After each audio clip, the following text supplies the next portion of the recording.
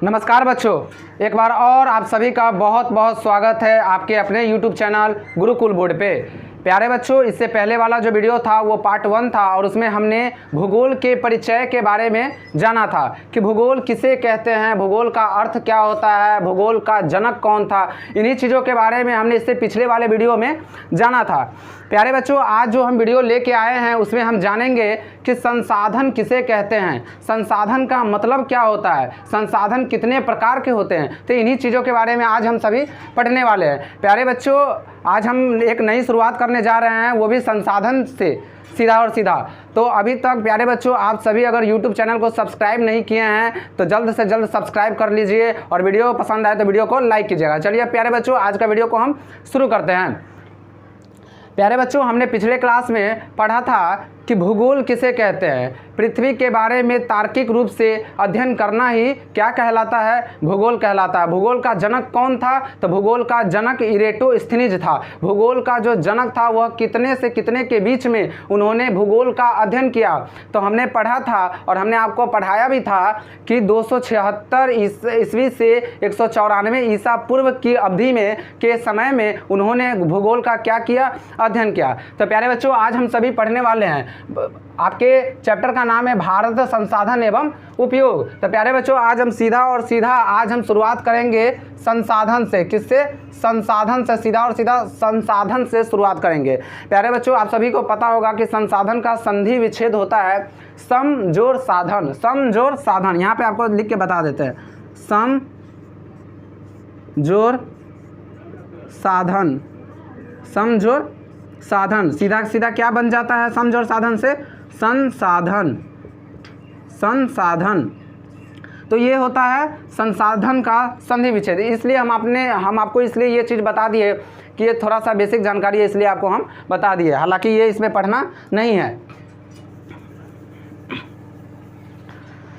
तो चलिए प्यारे बच्चों, आज हम समझने वाले हैं संसाधन के बारे में। संसाधन किसे कहते हैं तो हम बताएंगे वे सारी वस्तुएं यानी संसार की जितनी भी वस्तुएं हैं, संसार की जितनी भी चीज़ें हैं, संसार में जो भी वस्तुएं हैं, तो वे सारी वस्तुएं जिसे मनुष्य अपने दैनिक जीवन में उपयोग करते हैं।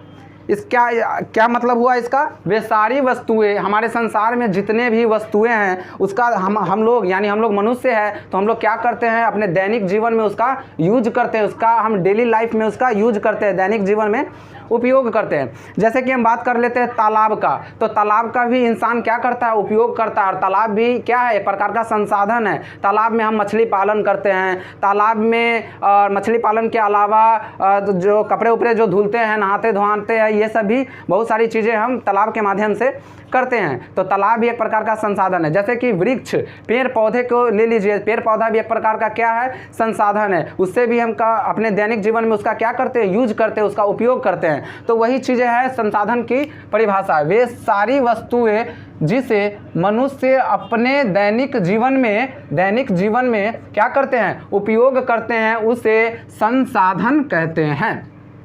वे सारी वस्तुएं जिसे मनुष्य अपने दैनिक जीवन में यानी अपने दिनचर्या का जो जीवन है, जो डेली लाइफ है, उसमें क्या करते हैं, उसका यूज करते हैं। किसका? जो भी सारे वस्तुएं हैं, जो भी सारा संसाधन है, उनका हम अपने दैनिक जीवन में यूज करते हैं। प्यारे बच्चों, ये चीज़ आपने समझ लिया होगा कि वे सारी वस्तुएं जिसे मनुष्य अपने दैनिक जीवन में, अपने डेली लाइफ में उसका उपयोग करते हैं, उसे क्या कहते हैं, संसाधन कहते हैं। अब प्यारे बच्चों, हम जानने वाले हैं, जैसे कि उसका थोड़ा सा उदाहरण जान लेते हैं। संसाधन कहने का मतलब होता है नदी, तालाब, समुद्र, पेड़ पौधा और भी अन्य सारी चीज़ें, जिसे हम इत्यादि और भी अन्य सारी चीज़ें हो सकता है। तो नदी हो गया, नदी का भी हम क्या करते हैं, अपने दैनिक जीवन में यूज करते हैं। तालाब जो होता है, पोखर जो होता है, उसका भी हम अपने दैनिक जीवन में यूज करते हैं। समुद्र जो होता है, समुद्र का भी हम अपने दैनिक जीवन में यूज करते हैं। बिजली उत्पादन के लिए भी हमें समुद्र की ज़रूरत पड़ती है। पेड़ पौधा हो गया, पेड़ पौधों से भी हम फलों की प्राप्ति करते हैं, पेड़ पौधे से अन्य सारी चीज़ें हम प्राप्त करते हैं। तो पेड़ पौधा भी क्या है, एक प्रकार का संसाधन है। और इसके अलावा और भी सारी चीज़ें संसाधन के अंतर्गत आ सकती है। अब प्यारे बच्चों, हम जानेंगे प्यारे बच्चों प्रसिद्ध भूगोलविद जिम्मरमैन जिम्मरमैन एक भूगोलविद था जो भूगोल के बहुत बड़े जानकार थे, जिसे भूगोल के बारे में काफ़ी जानकारियाँ थी। तो उसे हम प्रसिद्ध भूगोलविद जिम्मरमैन का कथन था कि संसाधन होते नहीं बल्कि बनते हैं। जिम्मरमैन का क्या कथन था? जिम्मरमैन एक भूगोलविद थे और उनका एक कथन था, उनका एक कहना था कि संसाधन होते नहीं बल्कि संसाधन को बनाए जाते हैं, संसाधन बनते हैं। यानी संसाधन को कौन बनाते हैं? तो हम और आप मिलकर संसाधन को बनाते हैं। और ये बात जाहिर सी बात है कि संसाधन होते नहीं बल्कि संसाधन को बनाए जाते हैं, संसाधन को इंसान ही मिलकर बनाते हैं। तो ये चीज़ें हमारे कौन कहे? हमारे प्रसिद्ध भूगोलविद जिम्मरमैन ने कहा था। आपसे परीक्षा में, मैट्रिक की परीक्षा में, सोशल साइंस में ऑब्जेक्टिव में ये प्रश्न पूछ भी सकता है, संसाधन होते नहीं बल्कि बनते हैं, ये कथन किनका है? तो हम जवाब देंगे कि ये कथन महान भूगोलविद, प्रसिद्ध भूगोलविद जिम्मरमैन का कथन है। तो ये चीज़ें आपने समझ लिया होगा। प्यारे बच्चों, अब हम समझने वाले हैं कि संसाधन के प्रकार। अब संसाधन के प्रकार के बारे में जानेंगे कि संसाधन कितने प्रकार के होते हैं। संसाधन तो हम समझ लिए कि संसाधन किसे कहते हैं। अब हम जानेंगे कि संसाधन कितने प्रकार के होते हैं। सारे चीज़ें तो संसाधन ही है, लेकिन उसमें भी उसका अलग अलग कैटेगरी वाइज उसको बांटा गया है, उसको एक प्रकार का मतलब कैटेगरी वाइज उसको बांट दिया गया है कि संसाधन के जो प्रकार होते हैं उसे।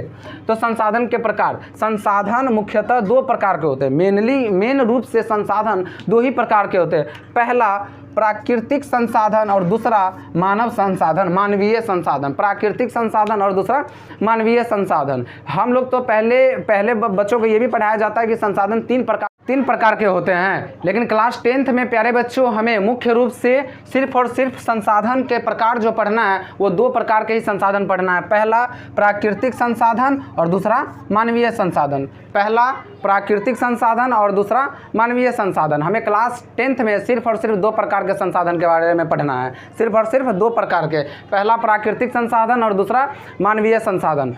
तो प्यारे बच्चों, हम आशा करते हैं कि आप सभी को ये क्लास पसंद आई होगी, और क्लास अगर पसंद आई हो तो वीडियो को लाइक कर दीजिएगा, चैनल को सब्सक्राइब कर दीजिएगा और अपने दोस्तों में, अपने मित्रों में इस वीडियो को ज़्यादा से ज़्यादा शेयर कीजिएगा। चलिए प्यारे बच्चों, आज के लिए इतना ही। मिलते हैं अगले क्लास में, तब तक के लिए धन्यवाद और नमस्कार प्यारे बच्चों।